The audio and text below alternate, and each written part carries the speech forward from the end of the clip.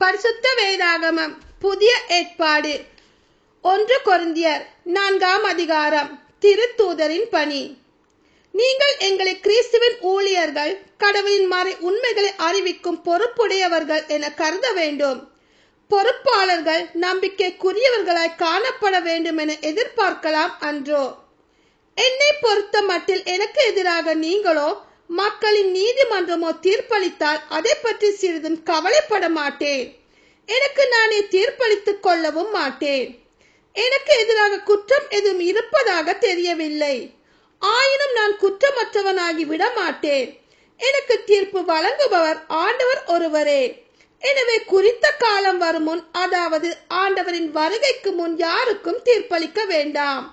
அவரே இருளில் மறைந்திருப்பவற்றை வெட்ட வெளிச்சமாக்குவார், உள்ளங்களின் நோக்கங்களையும் வெளிப்படுத்துவார். அப்பொழுது ஒவ்வொருவரும் கடவுளிடமிருந்து பாராட்டு பெறுவர். சகோதர சகோதரிகளே, உங்கள் பொருட்டு என்னையும் அப்போலோவையும் எடுத்துக்காட்டாக கொண்டு இவற்றை கூறினேன். ஏனெனில் எழுதியுள்ளதற்கு மேல் பேசாதே என்பதின் பொருளை எங்களை பார்த்து கற்றுக்கொள்ளுங்கள். ஒருவரை ஆதரித்தும் மற்றவரை எதிர்த்தும் செயல்படாதீர்கள். இருமாப்பு கொள்ளாதீர்கள். நீங்கள் மற்றவர்களை விட உயர்ந்தவர்கள் என்று சொன்னவர் யார்? உங்களிடம் உள்ள அனைத்தும் நீங்கள் பெற்றுக்கொண்டவை தானே. பெற்றுக்கொண்டும் பெற்றுக்கொள்ளாதது போல் பெருமை பாராட்டுவது ஏன்? தேவையானவற்றை எல்லாம் ஏற்கனவே பெற்று விட்டீர்களோ? ஏற்கனவே செல்வராகி விட்டீர்களோ? எங்களை விட்டுவிட்டு நீங்கள் மட்டும் ஆட்சி செலுத்துகிறீர்களோ? நீங்கள் ஆட்சி செலுத்த முடியும் என்றால் நல்லது தான்.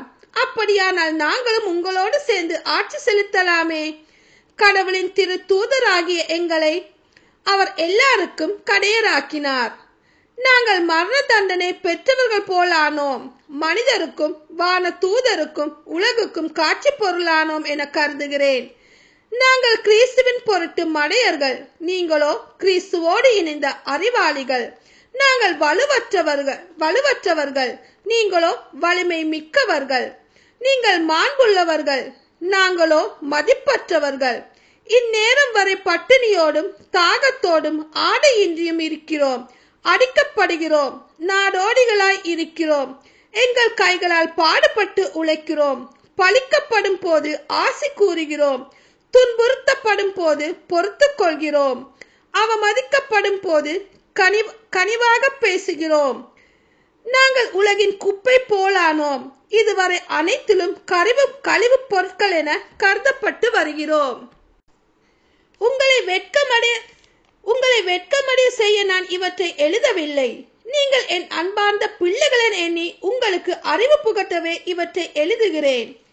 கிறிஸ்துவை சார்ந்த உங்களுக்கு ஆசிரியர்கள் பல்லாயிரம் இருக்கலாம், ஆனால் தந்தையர் பலர் இல்லை.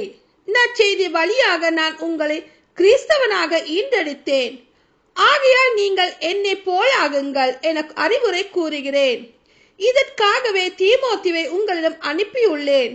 அவரின் அன்பார்ந்த பிள்ளை. ஆண்டவருடன் இணைந்து வாழும் அவர் நம்பிக்கைக்குரியவர்.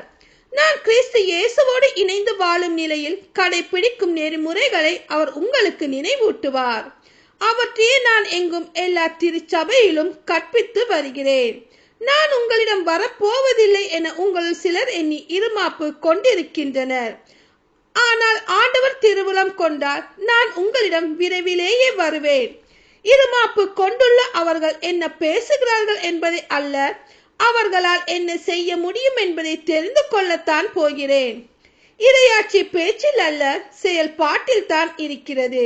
நான் பிரம்போடு வர வேண்டுமா அல்லது அன்போடும் கனிவான உள்ளத்தோடும் வர வேண்டுமா? எதை விரும்புகிறீர்கள்? ஆமீன்.